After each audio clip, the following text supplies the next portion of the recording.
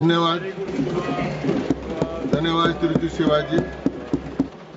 Shri Sanjay Singh.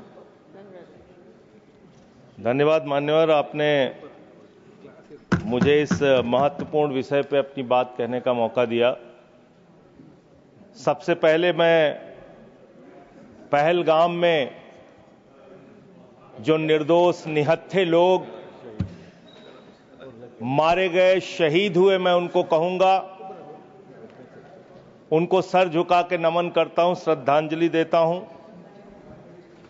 Operation सिंदूर के दौरान कश्मीर के 16 नागरिक मारे गए, जिसमें एडीसी राजकुमार थापा और 2 जुड़वा बच्चे भी मारे गए। उनको भी सर झुका के नमन करता हूं और श्रद्धांजलि देता हूं।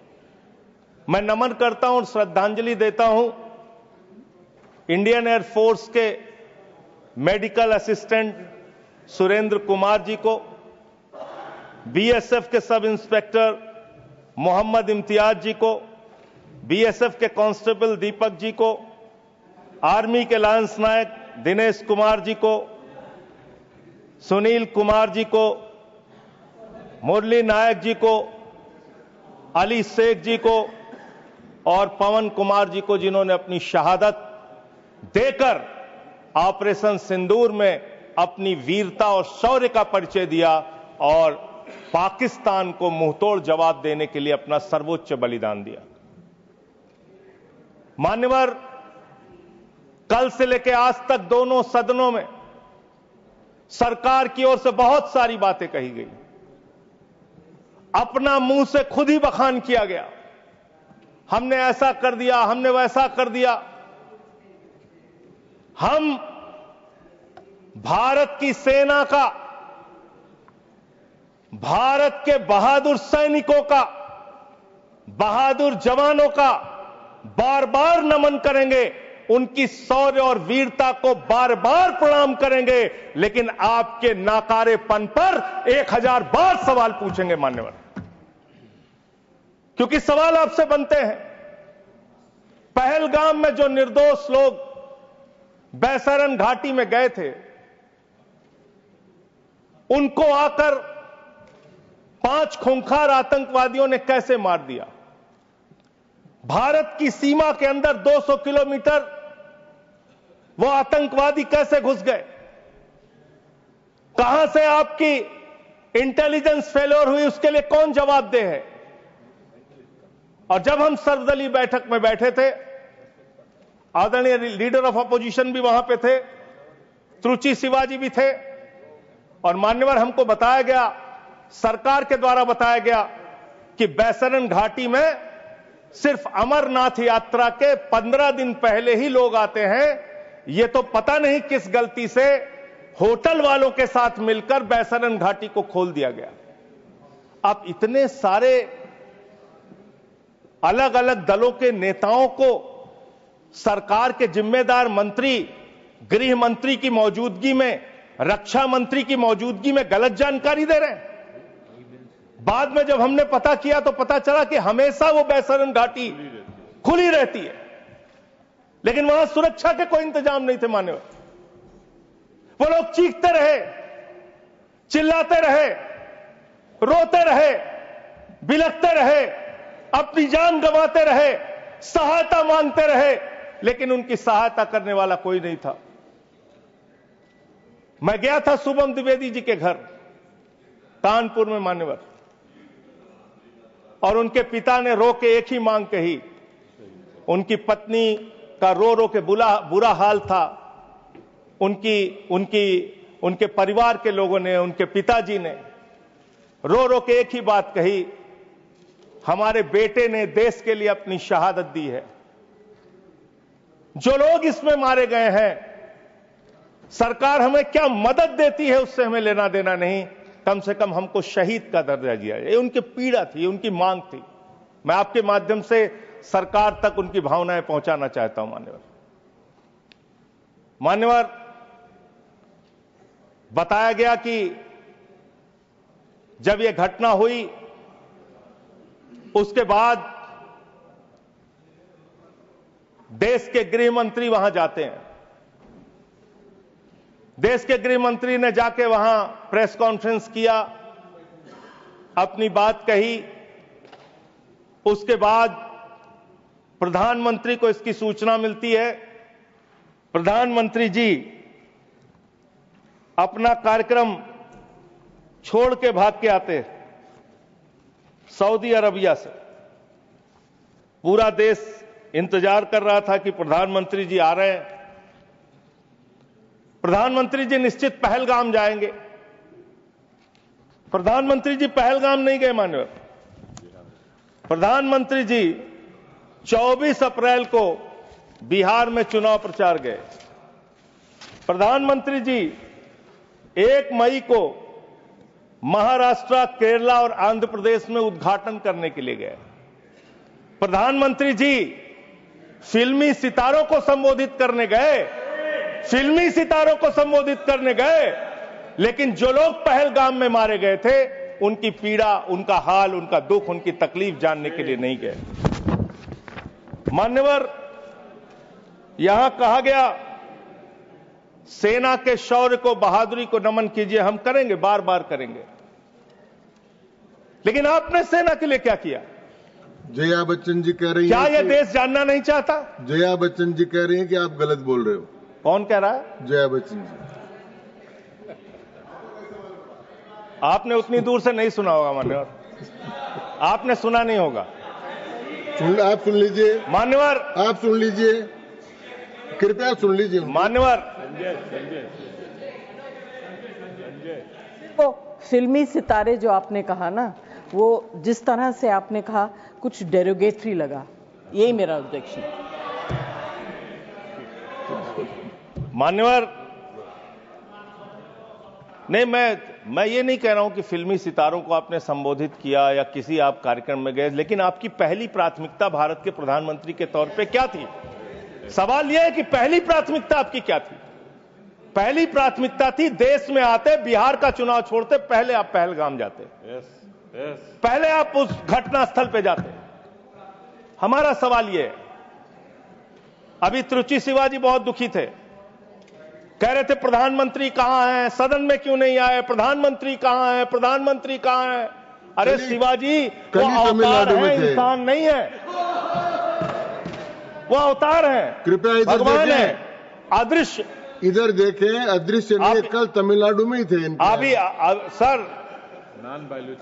सर ये बड़े परेशान है कि प्रधानमंत्री जी सदन में नहीं आए। प्रधानमंत्री जी अवतार हैं, वो अदृश्य रह के भी कहीं मौजूद हो सकते हैं। उनको आना नहीं होता शारीरिक रूप से, वो प्रकट हो जाते हैं, प्रकट हो जाते हैं। नॉन बायोलॉजिकल है सर वो, तो इसलिए प्रधानमंत्री कभी नहीं आते ऐसे मसलों पे। 18 घंटे काम करते हैं प्रधानमंत्री, लेकिन इतने गंभीर विषय पे दोनों सदनों के अंदर चर्चा हो रही है। 18 घंटे काम करने वाला प्रधानमंत्री 2 घंटे भी दोनों सदनों में क्यों नहीं है? यह सवाल हम लोग पूछना चाहते हैं। आपको इसका महत्व नहीं नजर आता? आपको कह रहे हैं आपकी बात सुनने के लिए नहीं आना चाहते, राजनाथ सिंह की बात सुनने आ जाते। ये लोग भी बकवास करते हैं। हम लोग जब बोले मत सुनो, भेज दो वापस, कम से कम अपने लोगों की तो सुनने आ जाओ। बकवास वो भी सुनने नहीं आते। बकवास बोला सर, बकवास अब नहीं, उन्होंने बोला हट जाएगा दोनों। जैसे आप उनका सुन ले वैसे मैंने उनका सुन लिया, मैंने उनका सुन लिया। तो आपके मंत्री यहां बकवास करते हैं? आपके माननीय मंत्री, सांसद, नेता जो आते हैं यहां बकवास करते हैं। बकवास मत बोलिएगा, आप चेयर ने मना कर दिया। चलो मान्यवर, ये सेना के सम्मान की बात हो रही है। आपने कितना सेना का सम्मान किया? 3 साल तक भारत के सेना की भर्ती बंद रही मान्यवर, और उन 3 सालों में भर्ती बंद होने के कारण 1,80,000 सेना की तादाद को कम किया गया। उसके लिए आप जिम्मेदार हैं। बार बार आपसे सवाल पूछा जाएगा और आपकी आलोचना होनी चाहिए। आपने भारत की सेना में भर्ती होना, वो चाहे उत्तर प्रदेश का नौजवान हो, चाहे बिहार का, चाहे हरियाणा का, चाहे राजस्थान का, चाहे हिंदुस्तान के किसी कोने का हो, उसके लिए गौरव और सम्मान की बात होती थी। सुबह 4 बजे उठ के दौड़ लगाता था, मेहनत करता था, उसकी मां दूध पिला के तैयार करती थी अपने बेटे को कि कभी जरूरत पड़ेगी तो अपने प्राणों की आहुति देके भारत माता की रक्षा करेगा। ये आपने उस जगह पे 4 साल की नौकरी कर दी। आप सेना के सम्मान की बात करते हैं। आपके पास सब कुछ के लिए पैसा है, अपने दोस्तों के ऊपर लुटाने के लिए लाखों हजारों करोड़ रुपए है, लेकिन सेना के जवान को आपने अग्निवीर बना के 4 साल की योजना में उनको जवान बना दिया। उनके लिए तनख्वाह देने के लिए पैसा नहीं है आपके पास। बीएसएफ के जवान, सीआईएसएफ के जवान, पैरामिलिट्री फोर्सेस के जवान, उनको पेंशन देने के लिए पैसा नहीं है, शहीद का दर्जा देने के लिए पैसा नहीं है आपके पास। आपके पास सीआरपीएफ के जवान, उनको पैरामिलिट्री फोर्सेस को आपको पेंशन देने और शहीद का दर्जा देने का पैसा नहीं है। आप सेना के सम्मान की बात करते हैं। आप सेना के सम्मान की बात करते हैं।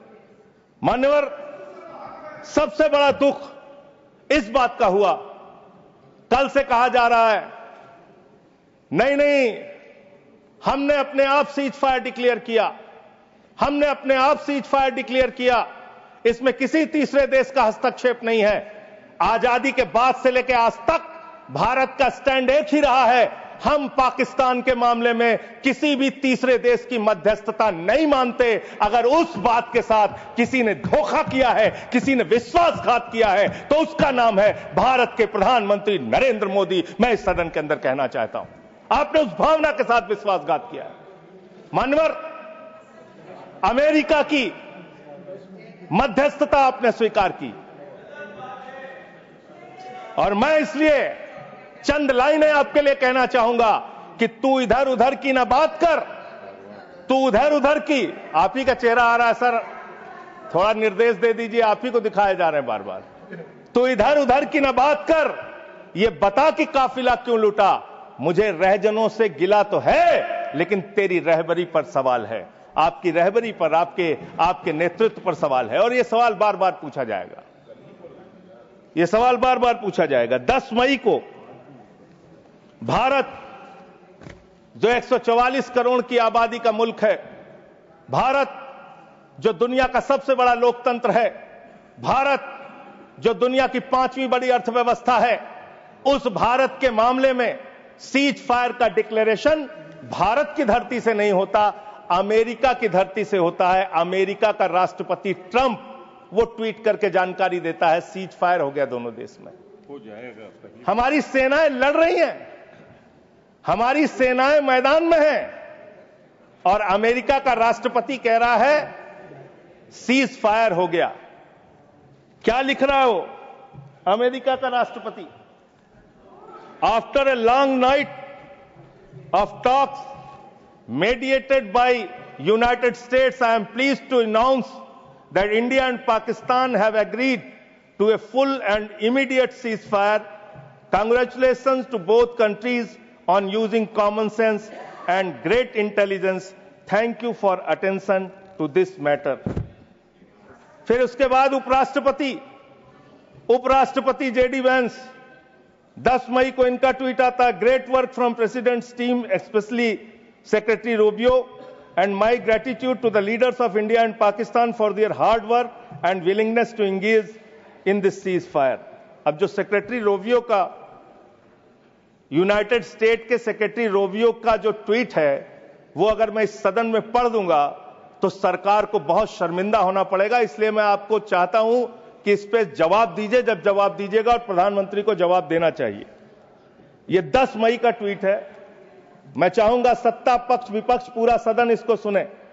Over the past 48 hours, vice president Vance and I have engaged with the senior Indian and Pakistani officials, including Prime Ministers Narendra Modi and Shehbaz Sharif, External Affairs Minister Subramaniam Jaishankar, Chief of Army Staff Asim Munir, and National Security Advisors Ajit Doval and Asim Malik. I am pleased to announce the governments of India and Pakistan have agreed to an immediate ceasefire and to start talks on a broad set of issues at a neutral site. We commend Prime Ministers Modi and Sharif on their wisdom, prudence and statesmanship in choosing the path of peace. कृपया Sir, इनको प्रमाणित करके, ये प्रमाणित कर दूंगा sir, दे प्रमाणित दूंगा करें, इसको और ये प्रमाणित करके दें सर। मुझे बोलने, उसके, हाँ मैं बोलने दे रहा हूँ आपको। अरे सर ऐसे आप बीच बीच में बोलेंगे तो मैं नहीं बोलता बीच में जी। आप प्रमाणित करके दे, उसके बाद इसको रिकॉर्ड में ले। हाँ सर इसको हटा क्यों रहे हैं आप? नहीं हटा रहा हूँ, मैं ये कह रहा हूँ कि आप मैं ये कह रहा हूँ कि ये प्रोसीडिंग में जाएगा। मैं इसको दे रहा हूँ सर, आपको दे दूंगा। हाँ दीजिए, दे दूंगा सर।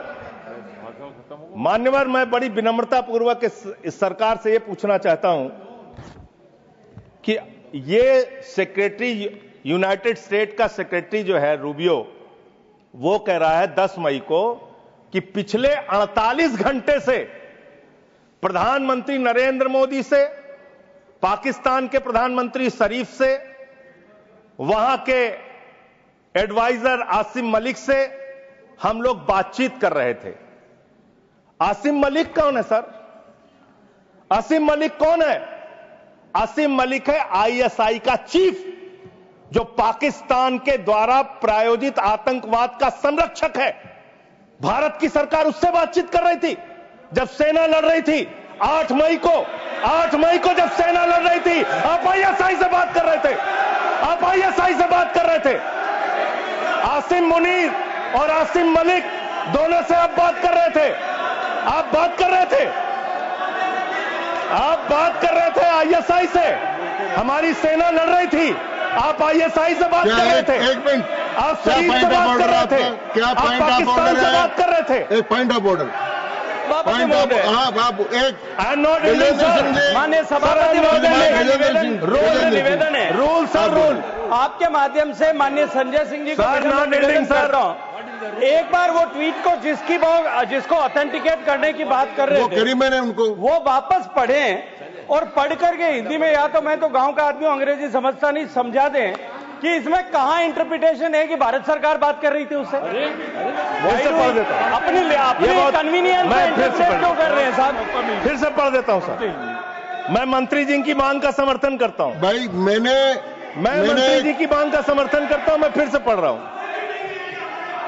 ये 10 मई का ट्वीट है। मैं मंत्री जी की मांग का समर्थन करते हुए फिर से पढ़ रहा हूं। देखिए, नियमों में over the past 48 Sanjay hours, Singh ji सुनिए, नियमों में बहुत स्पष्ट प्रावधान है कि हम किसी भी विदेशी राष्ट्रपति का, विदेश मंत्री का, किसी मंत्री का हम उल्लेख नहीं करेंगे। क्यों? लेकिन यहाँ किसका उल्लेख नहीं हुआ सर? लेकिन मैंने आपको, एक मिनट, आप चेयरमैन की रूलिंग है, सब सारी चीजों पे हम बोल सकते हैं मेरी सर। बात तो सुनिए, और हम क्रिटिसाइज तो कर नहीं मेरी रहे, बात सुन लीजिए please.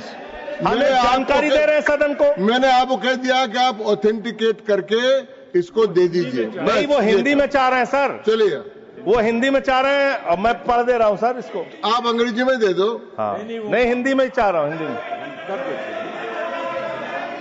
Over the past 48 hours, पिछले 48 घंटे में उपराष्ट्रपति Vance and I have engaged with senior Indian and Pakistani officials. तो इसमें प्रधानमंत्री मैं और सुन तो, अरे सुनिए तो भाई, नाम सुनिए सर, नाम सुनिए।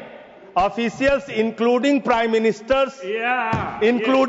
Ministers Narendra Modi and Shehbaz Sharif, external affairs minister Subrahmanyam Jaishankar, chief of army staff Asim Munir and national security advisers Ajit Doval and Asim Malik.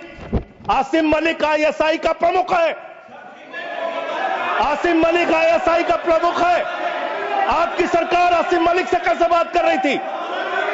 जो आतंकवाद को जन्म देते हैं, आप उनसे बात करते हैं? और वाइस प्रेसिडेंट बेंच ने की है, और फिर तो मोदी जी ने बात की, डिस्टर्ब करेंगे, ठीक बात ने बात की, ये सर, ये ठीक बात नहीं है। जबरदस्ती डिस्टर्ब करेंगे, ठीक नहीं है सर।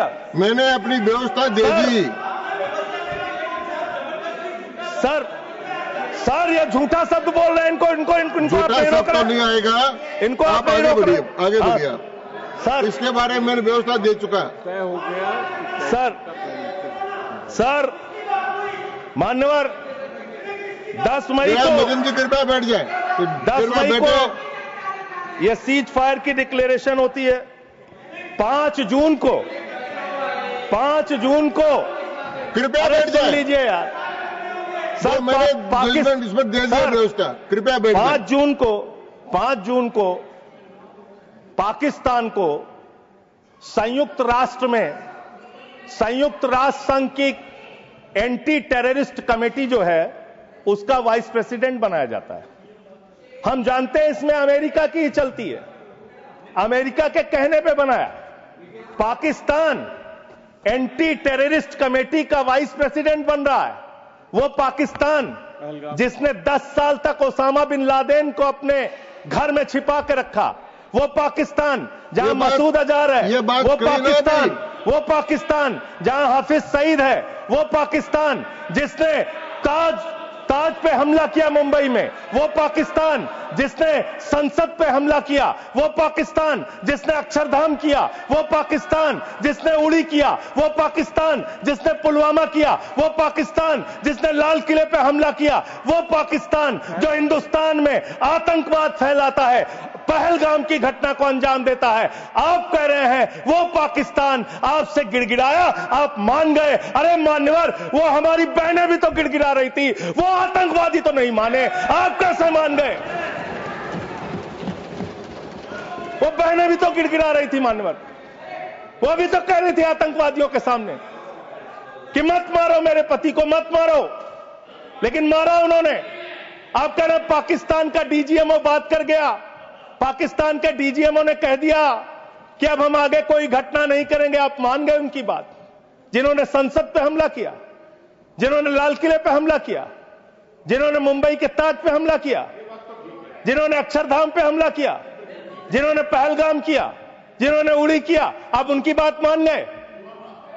पुलवामा किया, और पुलवामा मान्यवर, आप सेना के सम्मान की बात करते हैं मान्यवर। 19 जून को अमेरिका ट्रंप के लिए प्रचार करने मैं नहीं गया था मान्यवर, ट्रंप के लिए प्रचार करने महामानव गए थे, मैं नहीं गया था। अब की बार ट्रंप सरकार उन्होंने नारा दिया था मान्यवर। और ये 19 जून को क्या किया? उस ट्रंप ने 19 जून को क्या किया? 19 जून को उसने आसिम मुनीर को बुलाया, पाकिस्तान का आर्मी चीफ, उसको बुलाया सेना का, और उसको बुला के बंद कमरे में लंच कराया। लंच कराने के बाद निहारी खिलाया, हो सकता है नहारी खिलाया हो। और लंच कराने के बाद जब दोनों लोग निकले तो उस लंच में पता चला कि वो आसिम मलिक भी था, आईएसआई का प्रमुख जो था सर, वो भी था बातचीत में। जो इंडिया के अंदर जो आईएसआई आतंकवाद की घटनाएं देता है, जब को अंजाम देता है, वो भी था। तो जब उससे पूछा गया ट्रंप से what he wanted to achieve from meeting mister Munir, the US president said, well I stop the war, I love Pakistan, I love Pakistan. ये ट्रंप बोल रहा है। मोदी का दोस्त, सर बार बार आप ही आ जा रहे हैं, मना कर दीजिए, ऐसे क्यों कर रहे हैं? बार बार आप ही आ रहे हैं। आई लव पाकिस्तान, ऐसे स्ट्रेटेजिक खेल मत खेलिए सर। आई लव पाकिस्तान कह रहा है ट्रंप। वहां पाकिस्तान और अमेरिका का इलू इलू चल रहा है, और आप कह रहे हैं अब की बार ट्रंप सरकार। आप कह रहे हैं 14 फरवरी को जाके, 14 फरवरी 2025 को प्रधानमंत्री जी गए थे, मागा plus मीगा becomes mega partnership for prosperity. आप कह रहे हैं मोदी जी 14 फरवरी को गए थे। 14 फरवरी 2025 को जब आप गए थे तो 7 फरवरी को वही अमेरिका हमारे भारतीयों को बेड़ी में बांध के अमृतसर में उतारा था सर। आप यहां उतरे और आपने आपत्ति नहीं की। आप कह रहे हैं मेगा मीगा मागा, वहां कर रहे हैं मेगा मीगा मागा, मेगा मीगा मागा, और वो अमेरिका आपके साथ ऐसे विश्वासघात कर रहा है। अभी उसके बाद ये तो आई लव पाकिस्तान बोला, फिर उसके बाद डिप्टी पीएम पाकिस्तान का उप प्रधानमंत्री गया 25 जुलाई को, उसने यूएस सेक्रेटरी से मुलाकात की, रूबियो से, मार्को रूबियो से, और उसके बाद ये लास्ट की लाइन खाली पढ़ रहा हूं, I also thanked him for Pakistan partnership in countering terrorism and preserving regional stability. ये धन्यवाद कर रहा है, धन्यवाद कर रहा है। अमेरिका का मार्को रूबियो सेक्रेटरी कह रहा है कि पाकिस्तान को हम धन्यवाद देते हैं आतंकवाद से लड़ने के लिए। तो मुझे एक लाइन याद आ रही है, खुलूस मतलब होता है मोहब्बत। प्रधानमंत्री जी के लिए और अमेरिका के राष्ट्रपति के लिए एक लाइन में पढ़ना चाहूंगा। प्रधानमंत्री तो फिदा है उनके ऊपर, ट्रंप के ऊपर। तो प्रधानमंत्री की ओर से ट्रंप के लिए लाइन है कि तेरे खुलूस ने रखा मुझे अंधेरे में, तेरे खुलूस ने रखा मुझे अंधेरे में, तेरा फरेब मुझे रोशनी में ले आया, तेरा फरेब मुझे रोशनी में ले आया। ये फरेब पे फरेब, फरेब पे फरेब, धोखे पे धोखा, ये लगातार हो रहा है। मान्यवर, अब मैं एक बहुत ही महत्वपूर्ण बात आपके सामने रखना चाहूंगा। हमारी सरकार ने कहा हम अपने वीर जवानों के लिए ताली बजाएं, हमने ताली बजाया। हम उनका नमन करें, हमने नमन किया। आपने क्या किया? भारत के सेना की बहादुर बेटी कर्नल सोफिया कुरैशी के लिए आपका बीजेपी सरकार का मध्य प्रदेश का मंत्री कहता है वो आतंकवादियों की बहन है। और यही नहीं मान्यवर, बात यहां तक नहीं रुकती। कर्नल सोफिया कुरैशी को कहा आतंकवादी की बहन है। भारत के विदेश सचिव विक्रम मिस्री जी, उनकी बेटी के लिए सोशल मीडिया पे इतनी ज्यादा आपत्तिजनक बातें लिखी गई, सरकार ने कोई कार्रवाई नहीं की और विदेश सचिव को अपना ट्विटर का अकाउंट लॉक करना पड़ा। अब अपने लोगों को सुरक्षा नहीं दे पाते, अब अपने लोगों को सुरक्षा नहीं दे पाते। और इतना ही नहीं मान्यवर, जो हिमांशु नरवाल जी की विधवा थी, बेवा पत्नी, उसने सिर्फ इतना कहा कि आतंकवाद को आतंकवाद के तरीके से निपटिए, लेकिन देश में अमन और शांति रखिए, कोई आपस में इसको लेकर सांप्रदायिक दंगे फसाद लड़ाई झगड़े ना हो। इसमें कौन सी गलत बात कह दी? आप तो खाली ताक में रहते हैं हर मौके का फायदा उठाने के लिए। पहलगाम की घटना हुई मान्यवर, हम लोग श्रद्धांजलि अर्पित कर रहे थे और भारतीय जनता पार्टी के ट्विटर हैंडल से, मैं पूरी जिम्मेदारी से कह रहा हूं, अगर मैं गलत कह रहा हूं तो राष्ट्रीय अध्यक्ष जी यहां बैठे हैं बीजेपी के, मना कर देंगे। उन्होंने क्या पहला ट्वीट क्या आया? धर्म पूछा जाति नहीं, धर्म पूछा जाति नहीं। और जो कथावाचक मारे जा रहे हैं हमारे उत्तर प्रदेश में, वहां तो जाति पूछ के मार रहे हैं, जाति पूछ के मार रहे हैं, मंदिरों में घुसने नहीं दे रहे हैं, जाति पूछ के मार रहे हैं। ये भी तो हो रहा है इस देश के अंदर। इसलिए आप विषय पर बोलिए। माननीय विषय पे बोल रहा हूं सर। नहीं, विषय नहीं, ये सर, विषय नहीं है ना, ये विषय है सर, ये विषय नहीं है। हाँ, आप विषय पर बोलिए सर, विषय यही है। नरवाल और आप एक बात मैं कह सकता हूं सर, विदेश सचिव का नाम नहीं लिखे, मंत्रालय का नाम लिखे। ये काहे के लिए? ये है सर, हम ऑफिसर्स अच्छा चलिए ठीक, जो आपको ठीक लगे सर, जैसे आपने ऑफिसर्स का नाम सर, नहीं ले सकते। नो, चलिए सर, नो सर, वैसे मैं एक बात कह सकता हूं और सरकार को इसको ध्यान देना चाहिए सर। मैं बड़ी गंभीरता से इस बात को कह रहा हूं। आप गोदी मीडिया से अपनी चाटुकारिता दिन रात करवाना चाहते हैं, करवाइए, कोई हमें दिक्कत नहीं है, वो लोग करेंगे ही। लेकिन जब युद्ध का समय है, लड़ाई का वक्त है, इतने गंभीर समय में है, ऐसे समय में आप ऐसे समय में झूठी खबरें वहां पे चलवा रहे हैं, झूठी खबरें चलवा रहे हैं। लाहौर में घुस गए, इस्लामाबाद में घुस गए, यहां कराची में कब्जा हो गया, रावलपिंडी में कब्जा हो गया। अरे भाई, ऐसे वक्त में हमारी सेनाएं लड़ रही होती हैं, उनको सही जानकारी सारी चीजों की होती है, परिस्थितियों का। आप उनके जीवन को संकट में डाल रहे हैं। कौन कहां लड़ रहा है, किस पोजीशन पे है, आप दुनिया भर की जो भी मन हो रहा खबरें चलाए जा रहे हैं मीडिया पे, तो इस पर भी रोक लगनी चाहिए। तीसरी बात, यहां पे चाइना की भी बात हुई। चाइना ने पूरी तरीके से पाकिस्तान का साथ दिया, पूरी तरीके से मिसाइल दिया, लड़ाई में हर तरीके से उनका साथ दिया, हर तरीके से पाकिस्तान का साथ देने का काम चीन ने किया। हर तरीके से पाकिस्तान का साथ देने का काम अमेरिका ने किया। और आप क्या कर रहे हैं चीन के साथ? मैंने कल देखा, मैंने सोचा मान्यवर कि चलिए इसी को देखते हैं। गलवान घाटी में जब हमारे जवान शहीद हुए, उसके बाद हमने चीन से अपने कैसे रिश्ते किए, आपने क्या किया, यह पूरे देश को जानना चाहिए और खास तौर से आपके समर्थकों को। 2020 के घटना के बाद गलवान घाटी में जब हमारे जवान शहीद हुए, उसके बाद आपने 4,83,033 करोड़ रुपए का आयात चीन से किया। 2021-22 में आपने 7,10,148 करोड़ रुपए का व्यापार चीन से किया, आयात चीन से किया। 2022-23 में 8,03,533 करोड़ का आयात चीन से किया। 2023-24 में 8,38,442 करोड़ रुपए का आयात चीन से किया। 2024-25 में 9,41,718 करोड़ रुपए का आयात चीन से किया। आज चीन को लाखों करोड़, 37 लाख करोड़ रुपए पिछले 5 सालों में आपने 37 लाख करोड़ रुपए का सामान चीन से भारत में आयात किया। आप चीन को रुपया पे रुपया लाखों करोड़ कमा रहे हैं। माननीय सदस्य, आप हर एक चीज में रोकेंगे सर। इसमें मैं तो ये आंकड़ा बिल्कुल ये रिलेवेंट नहीं है। आप ये रिलेवेंट है, मैं बता रहा हूं सर मैं बता रहा हूं सर, इसको लीजिए आप सर।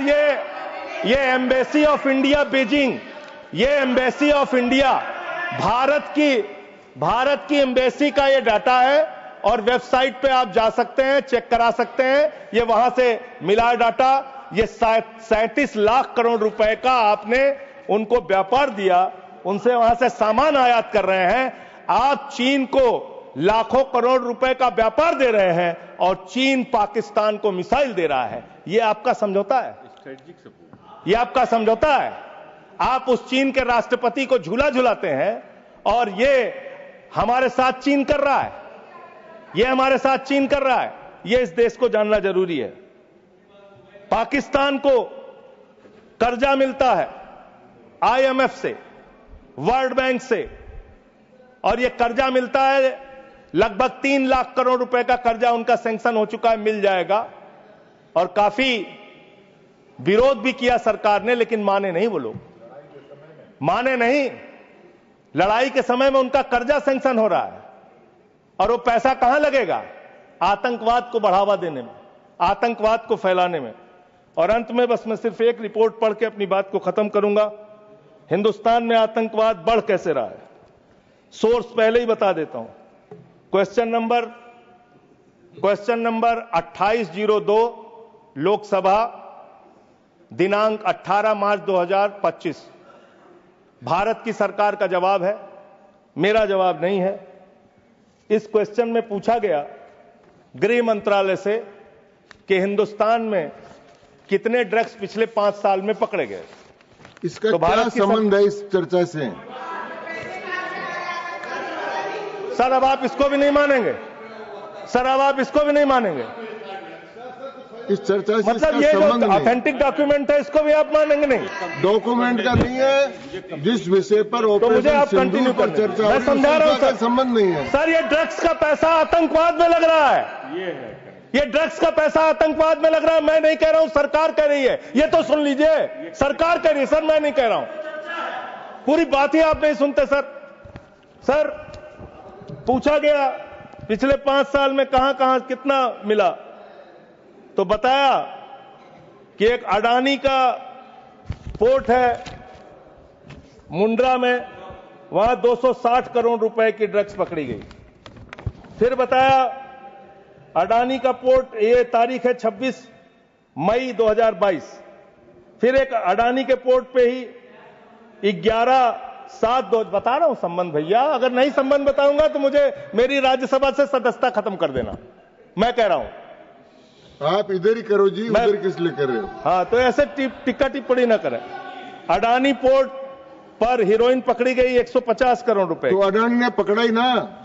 अरे सुन तो लीजिए सर, सुन ले। काहे अडानी का नाम सुन के काहे ऐसे विचलित हो जाते हैं सब लोग? अडानी का नाम सुन के क्यों ऐसे विचलित हो जाते हैं अडानी का नाम सुन के सर? और ये जो पकड़ा गया तो जिसमें जो लोग गिरफ्तार हुए, इसका भारत की सरकार ने अपोज किया, करना भी चाहिए। एनआईए ने किया, संजय सिंह ने नहीं किया, एनआईए ने, करना चाहिए, किया इन्होंने। और जब विरोध किया तो एएसजी महोदय ने सुप्रीम कोर्ट में कहा, एनआईए ने सुप्रीम कोर्ट में कहा, अडानी के पोर्ट से 21,000 करोड़ रुपए की ड्रग्स पकड़ी गई है जो आतंकवाद में लगती है। यह है सर, यह सारा पेपर मैं आपको दे रहा हूं। इस देश के अंदर पाकिस्तान से, अफगानिस्तान से हजारों करोड़ का ड्रग्स आएगा और इसी देश में आतंकवाद फैलाया जाएगा, अडानी के पोर्ट पर पकड़ा जाएगा। अडानी कौन है? भारत के प्रधानमंत्री का सबसे करीबी व्यक्ति है। यह सवाल देश पूछना चाहता है, आप क्या करा रहे हैं देश के अंदर? इन ड्रग्स वाले मामले में जो पकड़े गए हैं, इस पर क्या कार्रवाई हुई है, जानना चाहता है देश।